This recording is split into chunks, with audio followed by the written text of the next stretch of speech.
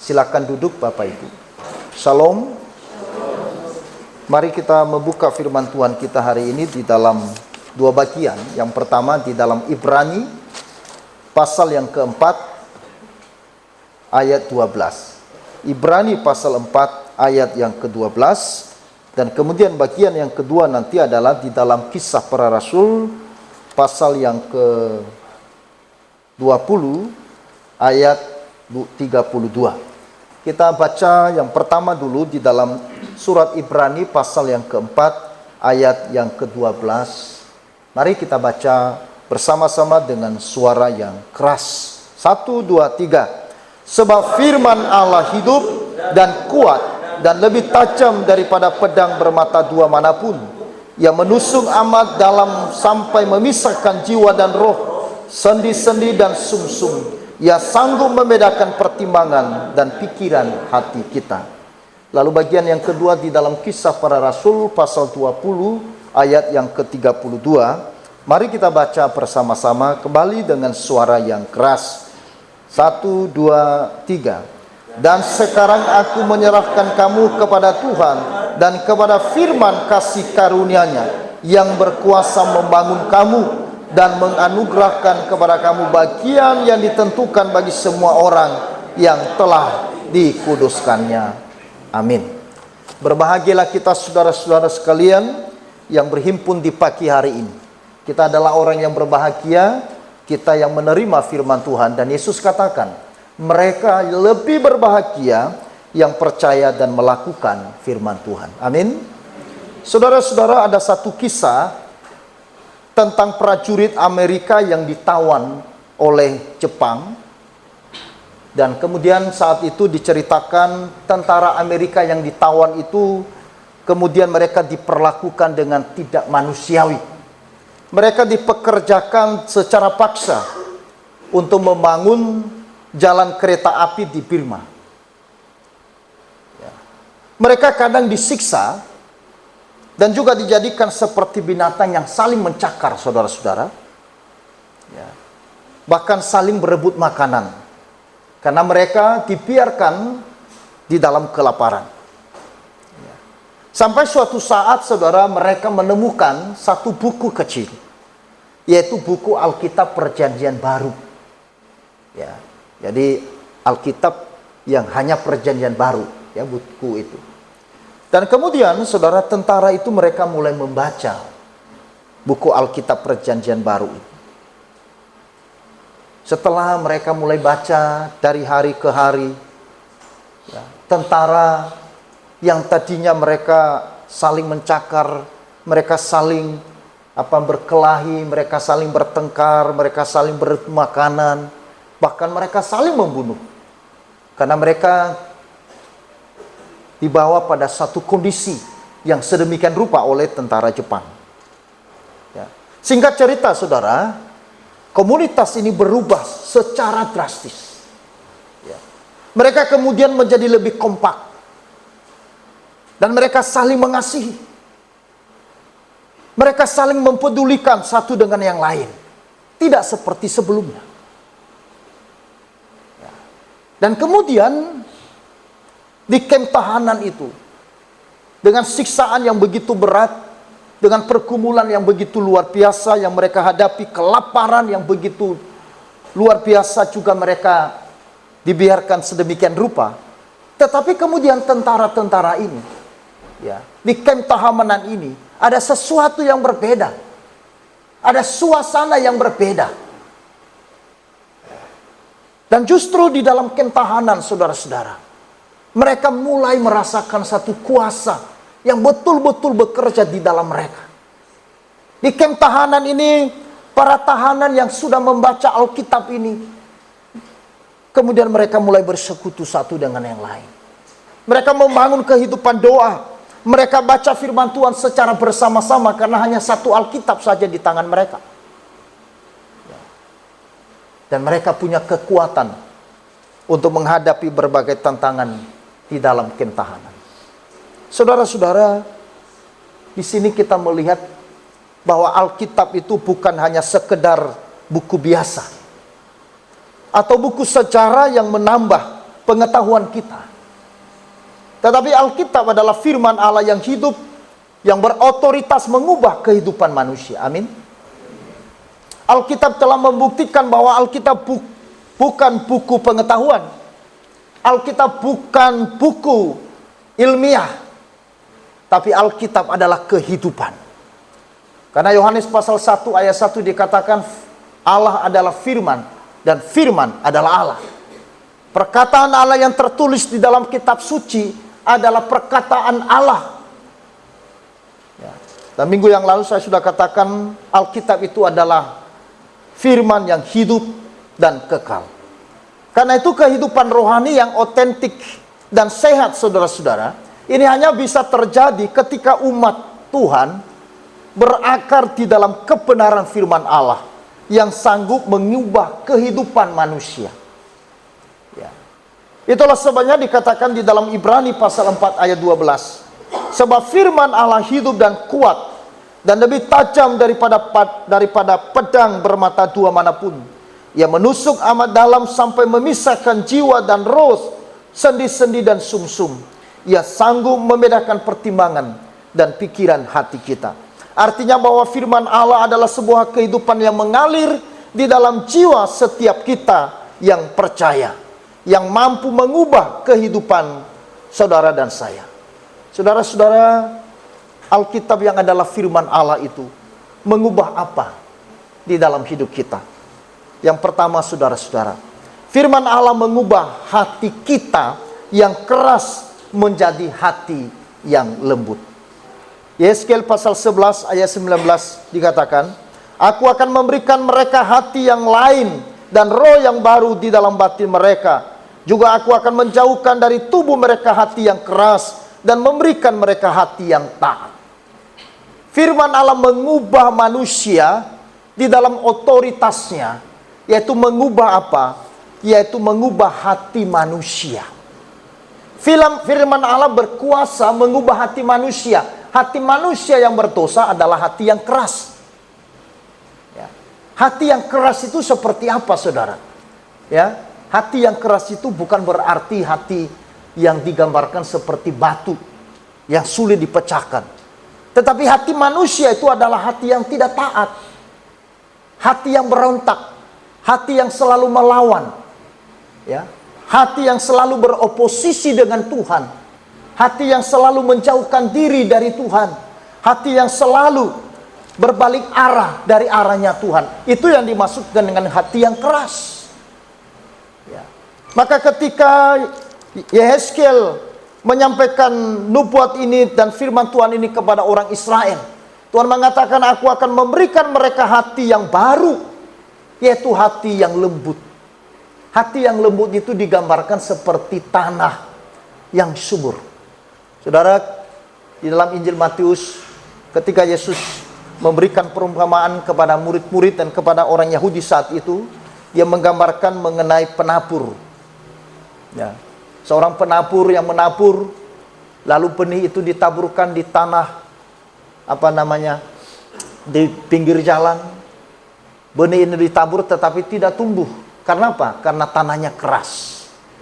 Kemudian penabur itu kemudian menabur benih, ya, di tempat yang berbatu-batu.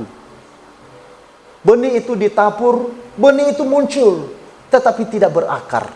Kenapa? Karena dasarnya adalah keras, batu. Penabur itu juga menabur di semak duri. Benih itu tumbuh. Tetapi ketika benih itu tumbuh dan mulai besar, ia dihimpit oleh semak duri yang melambangkan kekhawatiran dan ketakutan, keraguan dari manusia. Sehingga benih itu tidak bertumbuh apalagi berbuah. Tetapi yang keempat dikatakan, penabur itu menabur di tanah yang subur. Tanah yang sudah digemburkan. Tanah yang subur itu adalah tanah yang digemburkan. Tanah yang sudah dicangkul, ya, dibersihkan. Lalu kemudian baru benih itu ditabur. Maka ketika benih itu ditabur di tanah yang subur, dipastikan bahwa benih itu akan tumbuh, bahkan berbuah-buah. Saudara-saudara, hati yang lembut itu adalah hati ibarat tanah yang telah digemburkan. Sehingga ketika firman Allah itu ditaburkan di dalam hatinya, maka benih itu akan tumbuh dan berbuah-buah dalam hidupnya. Saya tidak tahu saudara-saudara kita ada posisi di mana. Hati kita seperti apa? Hati kita seperti tanah yang berbatu? Hati kita seperti semak duri? Kita sering kali mendengar firman Tuhan, kita mempercayai firman Tuhan, kita yang meyakini firman Tuhan adalah firman Allah. Tetapi acap kali kita diperhadapkan dengan pergumulan masalah, kesulitan yang ada. Lalu kemudian kita mulai meragukan Tuhan. Kita mulai mengkhawatirkan tentang hidup kita. Kita mulai menggelisahkan sesuatu yang belum terjadi dan belum tentu terjadi. Saudara-saudara, kekhawatiran manusia banyaknya bukan terhadap apa yang terjadi, tetapi sesuatu yang tidak pernah terjadi. Karena itu saudara-saudara, benih itu ada. Kadang muncul di dalam hati kita. Kadang kita ingat firman Tuhan itu dalam hidup kita. Tetapi ketika masalah, pergumulan, dia mulai menghimpit benih itu. Dia mulai menghimpit. Sehingga firman Tuhan yang hidup dan kuat itu kemudian tidak berdaya. Bukan karena firman Tuhan itu tidak berkuasa, tetapi karena kita membiarkan semak duri itu membesar dan menguasai benih firman itu. Saudara-saudaraku yang kekasih, maka di sini kita melihat bahwa firman Tuhan itu berkuasa ya, untuk memberikan kepada mereka yang percaya, yaitu hati yang baru, hati yang lembut, dan yang kedua, hati yang taat. Ketika hati kita sudah digemburkan, maka di sini akan menghasilkan hati yang taat. Ketika tanah itu belum digemburkan, maka sulit bagi benih itu untuk bertumbuh. Maka perlu saudara-saudara kita minta Tuhan menggemburkan hati kita, melembutkan hati kita. Memang tidak mudah. Hati kita kemudian dikoreksi oleh firman Tuhan, diubahkan oleh firman Tuhan. Karena ibarat pedang yang bermata dua, yang menusuk sampai ke dalam, yang memisahkan jiwa, bahkan roh dan sumsum kita, bahkan ke tulang-tulang kita. Makanya kadang-kala firman Tuhan itu menyentuh, bahkan menusuk hati kita yang paling dalam. Tetapi engkau tidak perlu takut ketika hatimu ditusuk sampai ke dalam, karena itu adalah kuasa firman Tuhan. Amin. Yang paling menakutkan adalah ketika orang Kristen tidak lagi merasakan tusukan dari firman Tuhan. Kalau engkau masih tersinggung terhadap firman Tuhan, kalau engkau masih berespon, bereaksi keras terhadap firman Tuhan yang engkau dengar, dan engkau berkata, aku tidak percaya itu masih menunjukkan ada tanda-tanda kehidupan di dalam hidupmu. Tetapi ketika firman yang disampaikan itu keras atau lembut, baik atau tidak baik, tetapi tidak membawa reaksi dalam hati saudara, ini yang masalah. Ini artinya saudara sudah pada keadaan rohani yang stadium akhir. Ya. Karena sudah mati rasa. Betul ya? Aduh, hatiku sakit sekali ini dengar firman Tuhan. Puji Tuhan. Itu artinya ada kehidupan di dalam hidupmu. Amin. Ya. Ketika firman Tuhan akan menyentil hatiku ini, rasanya kok bisa begini. Puji Tuhan. Itu maksudnya saudara masih ada di dalam tanda-tanda kehidupan.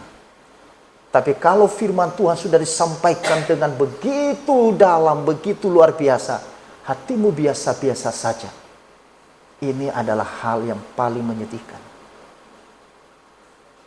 Mungkin hati itu sudah menjadi hati yang sudah berbatu dan tidak bisa dihancurkan.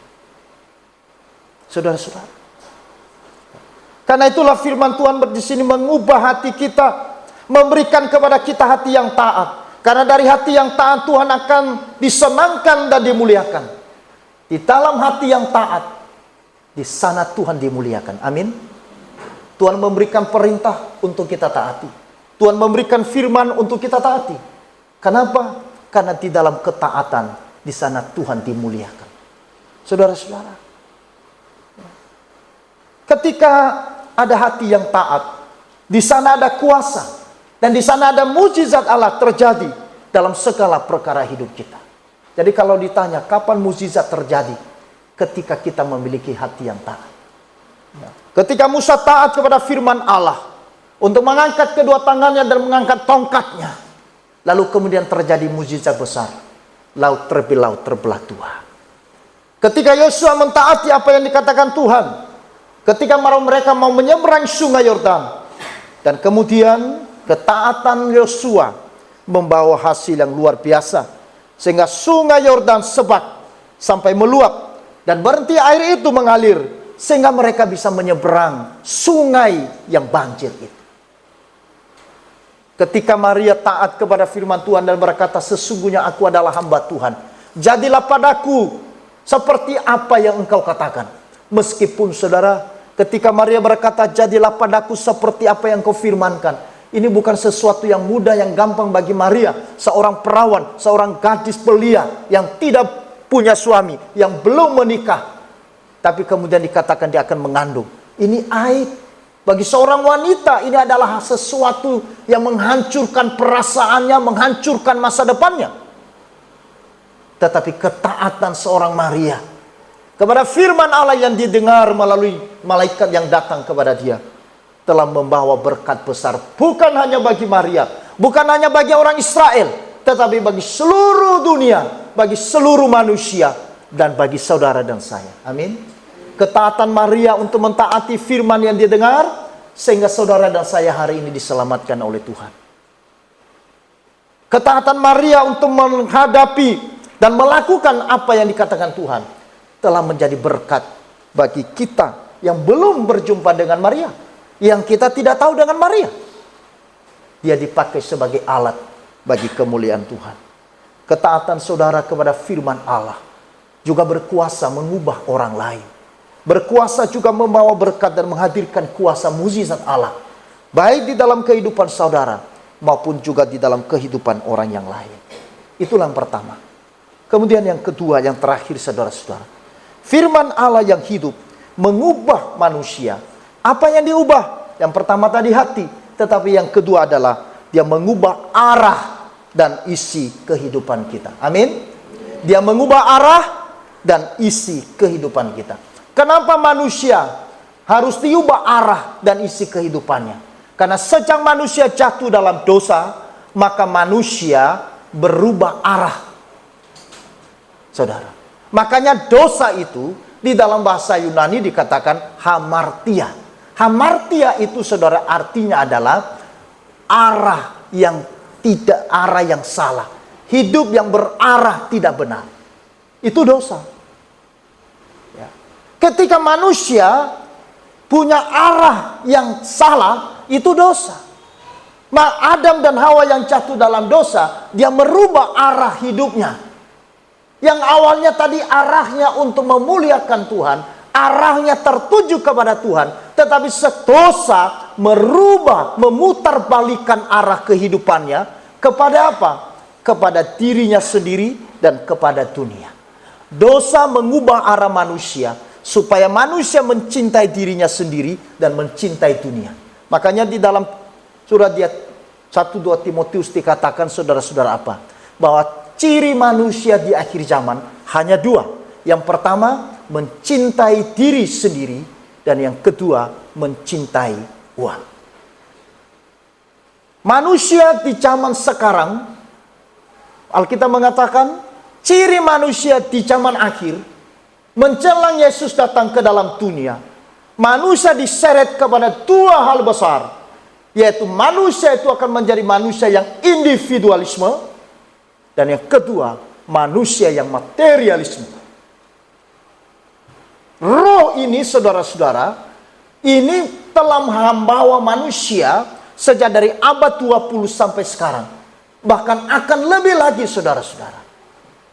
Dengan keadaan dunia yang semakin berubah, keadaan dunia yang semakin krisis, maka manusia akan semakin mencintai dirinya sendiri. Sudah tidak lagi peduli dengan orang lain. Dia tidak peduli lagi dengan keluarga. Anak-anak hari ini, saudara, berbeda dengan anak-anak 20 tahun yang lalu. Anak-anak hari ini dia tidak peduli dengan keluarga. Dia tidak peduli dengan orang tua. Dia tidak peduli dengan keadaan di sekitar dia. Dia hanya peduli dengan dirinya sendiri. Kenapa? Ini roh zaman ini.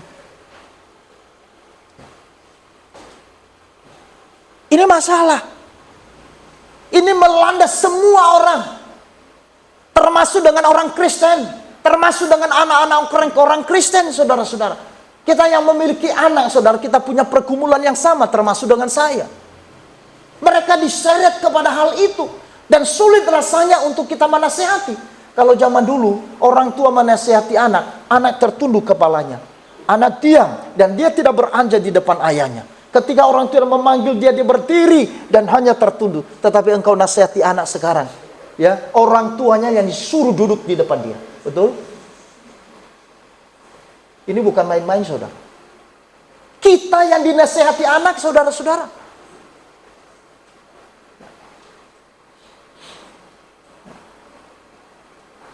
Sulit. Kenapa? Ini roh zaman sekarang. Dan yang kedua, roh zaman hari ini adalah materialisme. Materi menjadi ukuran segala-galanya. Materi menjadi ukuran dari semua hal dalam hidup. Materi menjadi standar kehidupan. Materi menjadi nilai kehidupan manusia. Manusia dianggap hebat ketika dia punya materi. Manusia bisa mendapatkan sesuatu ketika dia punya materi. Memang berbicara dengan hal itu. Ini Alkitab sudah mengatakan. 2000 tahun yang lalu Alkitab sudah berbicara. Hati-hati dengan zaman ini. Karena zaman akhirnya dua hal. Manusia akan dibawa kepada manusia yang individualisme. Ya. Teknologi yang canggih. Perkembangan yang luar biasa. HP yang saudara pegang. Saudara sadar atau tidak sadar, ini adalah salah satu bentuk yang dipakai oleh setan di balik itu. Saya tidak mengatakan HP saudara setan, tidak ya. Ya. Tetapi di balik teknologi yang canggih, yang memberikan nilai positif, memberikan teknologi hal yang baik. Tetapi ingat saudara, teknologi itu juga telah merusak tatanan hidup manusia. Sekarang kalau zaman dulu, ruang meja makan itu adalah tempat kita berbicara dengan keluarga. Saya masih ingat waktu kecil, tiap kali kami makan, saudara, maka tidak boleh ada yang makan di luar dari meja makan. Bapak saya begitu keras. Bapak saya di depan, ibu saya di sini, dan berderet anak-anaknya. Dan tidak boleh keluar dari meja makan. Saudara-saudara, hari ini sulit rasanya kita menemukan. Bahkan kadang-kala saudara-saudara, kita pergi ke restoran makan bersama dengan keluarga. Suami, anak, istri, semua sudah tertuju ke sini. Betul? Mungkin tidak ada di sini. Semua. Baru kita letakkan HP ketika makanan ada. Bahkan kadang-kadang saudara-saudara, sambil gigit itu bebek. Sambil juga HP. Lalu kapan kita ngobrol dengan orang tua? Kapan waktunya kita, membangun sebuah kehidupan kualitas keluarga? Saudara, ini kita tidak sadari. Zaman dulu tidak ada HP kan? Kenapa kita bisa bertahan berjam-jam, kita bisa bicara, saudara-saudara? Coba pikir. 20 tahun yang lalu kan baru ada HP seperti ini. Itu pun 20 tahun yang lalu itu HP kecil itu. Saya masih ingat, HP saya dulu kecil, Nokia. Ada juga HP Simon, gede. Simon gede itu, antenanya besar, tinggi. Tapi sekarang HP udah beda. Hanya bisa telepon dan hanya bisa SMS. Itu aja. Ketika ada bunyi baru angkat. Tapi sekarang enggak. Teknologi yang luar biasa. Di satu sisi itu adalah karunia Tuhan. Tetapi kita harus berhati-hati, saudara. Jangan semua hal ini akan merusak kehidupan kita. Sehingga tatanan kehidupan manusia yang sesungguhnya yang harus ada, yang harus terbangun, baik dalam keluarga, baik di dalam komunitas, baik di dalam gereja, itu dirusak oleh apa? Oleh teknologi yang ada. Ya. Kadang-kadang saudara-saudara di tempat yang lain itu, pendetanya khotbah, maka jemaahnya juga khotbah. Dengan apa? Lihat HP. Sekarang orang tidak bisa membedakan itu Alkitab atau HP. Ini kan juga HP suci toh. Siapa yang bawa Alkitab fisik sekarang di sini? Ya, mungkin sedikit ya. Itu sesuatu yang sangat wajar. Ya. Sekarang kita pakai HP karena di dalam Alkitab lengkap sekali, bahkan kidung pujian, macam-macam. Ya, banyak. Tetapi waktu kita dengar khotbah, kadang-kadang ada sekarang yang membantu kita supaya kita tidak ngantuk, saudara. Yaitu kita beralih melihat HP. Ya. Pendeta tidak tahu. Ya. Persoalannya apakah yang dibuka itu Alkitab itu, atau yang dibukanya adalah Facebooknya. Makanya kadangkala, saudara-saudara, orang yang lain lagi mendengar, yang kawan satu dia tertawa-tawa. Loh, kita pikir dia tersentuh hatinya. Ya. Ada juga kalanya ada yang menangis. Loh, kok menangis? Ternyata baru dia dengar WA dari keluarga, ada yang meninggal dunia. Saudara-saudara, pastikan 30 menit, 40 menit, saudara silent itu HP. Jangan buka yang lain dulu. Pastikan yang dibuka Alkitab. Kenapa? Karena kita akan kehilangan momentum Allah berbicara. Saudara-saudara, firman Allah yang hidup mengubah arah dan kemudian isi hidup kita. Ya. Satu kesaksian nyata dari seorang wartawan perang Amerika yang mengikuti tentara Amerika ketika mereka merebut dan menduduki satu daerah yang namanya Okinawa di Jepang.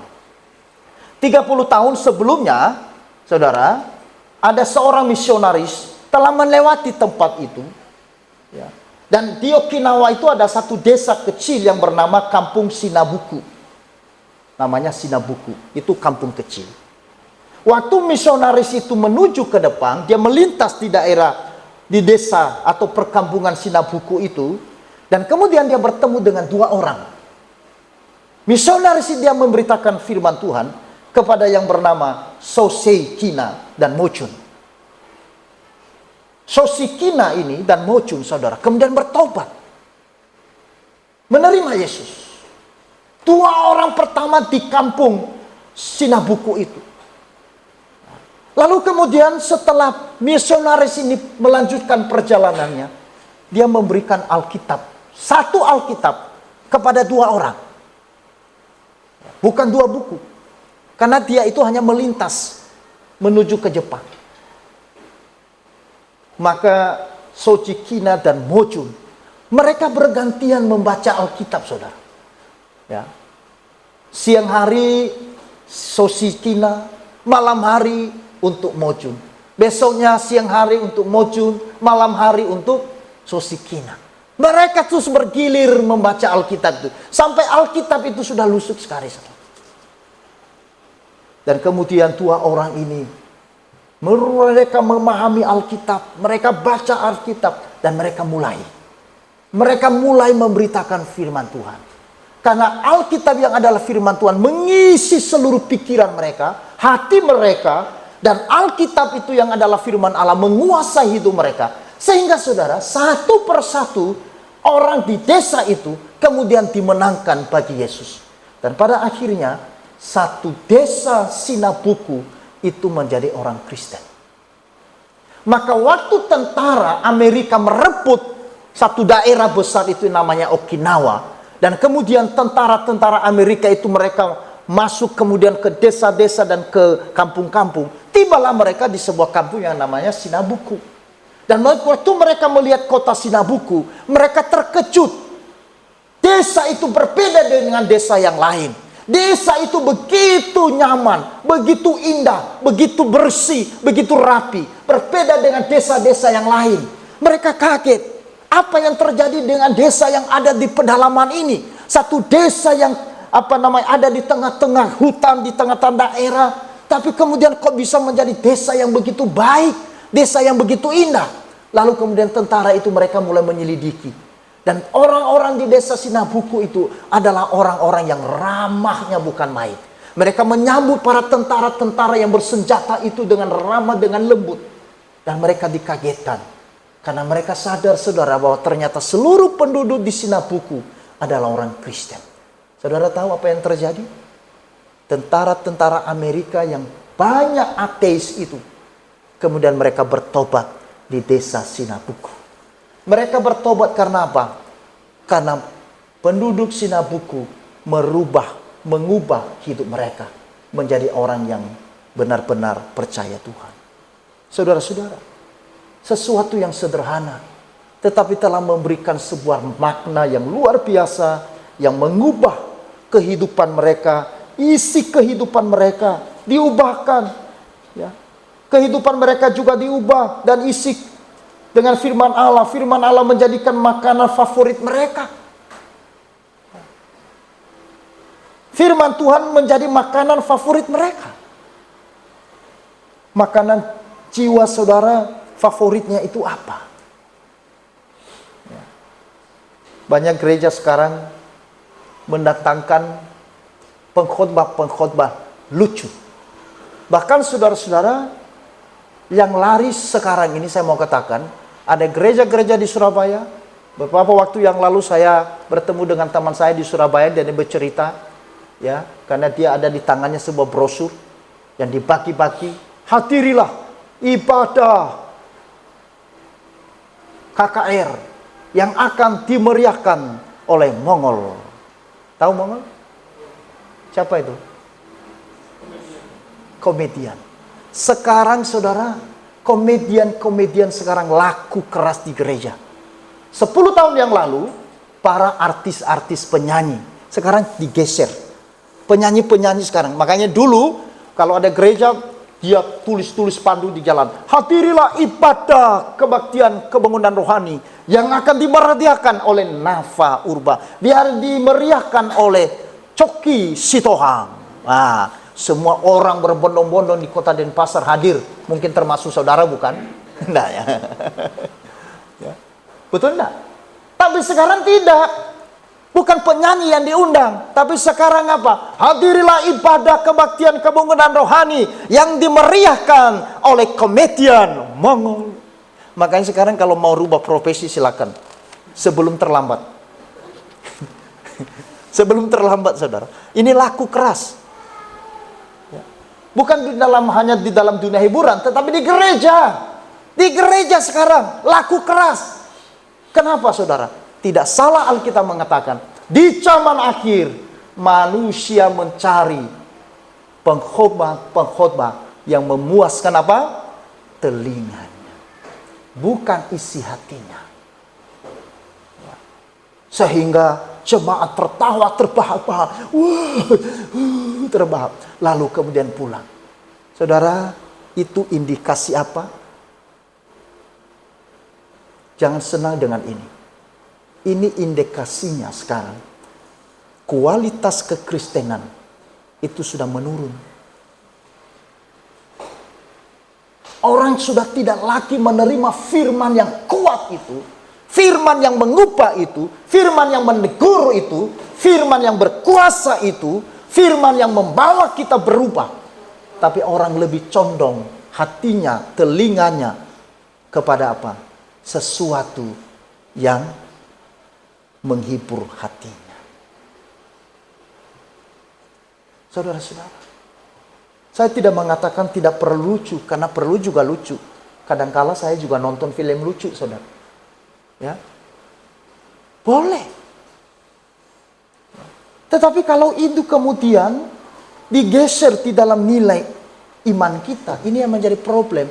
Berarti kekristenan, kerohaniannya, imannya sudah mulai mengalami dehidrasi.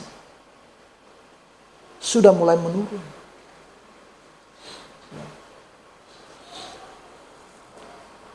Saudara-saudara, ketika kita berjumpa dengan orang lain, adakah mereka berkata kita adalah orang Kristen atau anak Tuhan? Saat rutinitas menjenuhkan dan hiburan membosankan, satu-satunya tempat yang menyegarkan jiwa kita adalah duduk tenang menikmati firman Allah. Sudahkah firman Allah mengubah kehidupan Bapak dan Ibu? Mengubah hati saya? mengubah arah dan isi kehidupan kita. Kalau sudah, setialah untuk terus dikuasai oleh firman Allah. Dan kalau belum, bukalah hatimu kepada firman yang hidup dan kuat itu untuk mengubah kehidupan kita. Mengubah hati kita dari hati yang keras menjadi hati yang lembut. Dan menjadi hati yang taat. Mengubah arah hidup kita, tujuan hidup kita, dan isi dari hidup kita. Dan itu hanya bisa dilakukan melalui satu sarana, yaitu apa? Firman Allah. Amin.